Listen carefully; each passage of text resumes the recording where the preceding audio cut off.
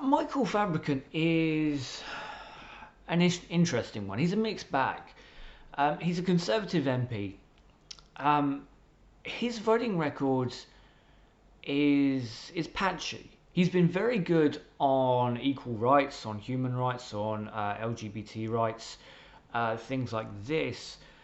But he's absolutely a war hawk beyond any reason, and he's also a Brexiteer. But there's a difference with Brexiteers, and it's the same issue I have with people who are the right wing in politics and even the left wing in politics. As long as you're honest, then we can have a discussion about it. But when you start lying and you refuse to do the research, when you refuse to accept certain things are true and certain things are false, that's when I have a problem.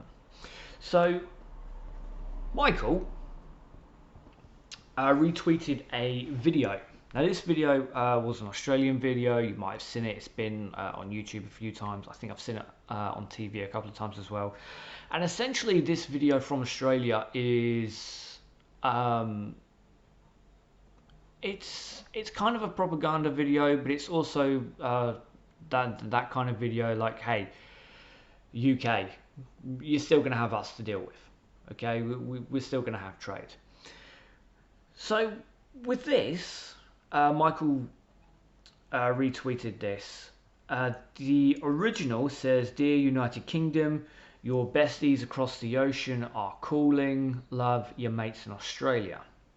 And then his comment was, "And from February 1st, the world is our oyster, including our besties in Oz."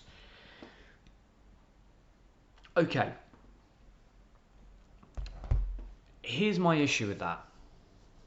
On the surface, it kind of insinuates that we don't really do a lot of trade with Australia. 2 minutes Google search going onto the actual official Australian page, Australian government's website, and you'll find out that we import over £4 billion worth of goods from Australia. But when it comes to the world as our oyster, it's not true. Because, okay, we're in the withdrawal period, so nothing really changes except for investment from the EU in the UK will dry up. But when that's over, the world is not our oyster. Because we've just lost access to the world's largest single market. And speaking with a friend who is a Brexiteer, yes, amazing, I still have Brexiteer friends. When it was broken down, essentially he got to the point with, okay, well, I want a deal with the European Union, but I don't want to pay for it. And that's the massive issue here. People don't understand why we pay into the European Union. People are blaming the European Union for this, that, and the other. There was a woman who called into LBC saying that the EU forced us from decimalisation. She missed the farthing and everything else. That went in 71. We joined the EU in 73. The EU had absolutely fuck all to do with that. But it's these common things that we've seen throughout the years with misdirection. Don't blame me, blame this. The NHS is failing because of health tourism. I still hear that.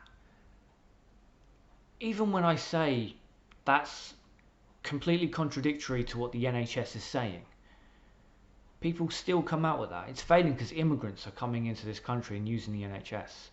Hospitals are packed because asylum seekers, immigrants, refugees don't go to doctors. They can't go to doctors, so they go to the A&E department.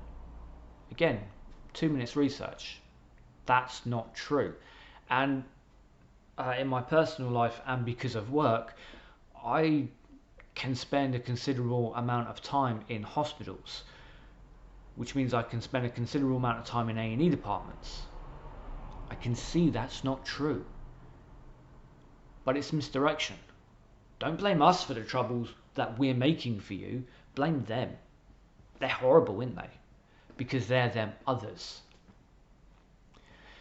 The idea that the world is waiting for us after Brexit is inherently wrong because it's always been there. The reason why we don't have more trade dealings with Australia is for two reasons. First and foremost, they are incredibly picky about what they let into their ecosystem, so they're not likely to be buying a lot more from us. And that's an issue because we're about to lose our biggest customer. And secondly, they're a lot further away. I live in Dover. It takes about 30 minutes on a ferry to get to France. 30 minutes, I'm in Europe. I can go to Ashford and I can get on Eurostar, and then I'm 30-40 minutes on Eurostar, and that's it. We're there. Europe is so close to us.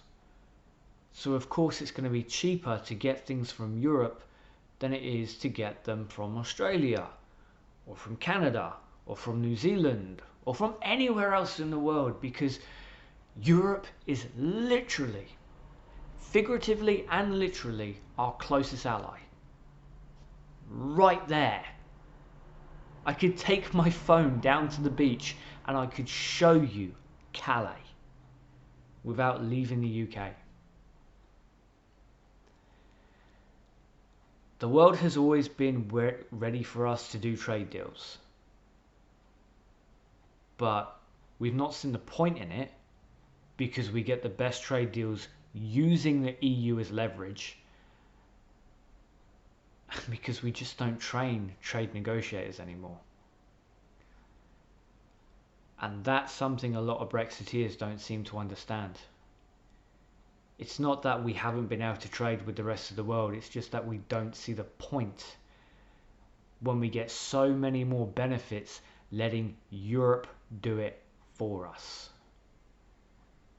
And if it really was such a big deal, maybe you should be more invested in who you send as an MEP. Sending a Brexit MEP is a waste of time. They made it very clear. People like Claire Fox, who said that Gary Glitter should never have been arrested or never have gone to prison for raping a child, made it very clear if they got voted in, they weren't going to do their job. But they got voted in.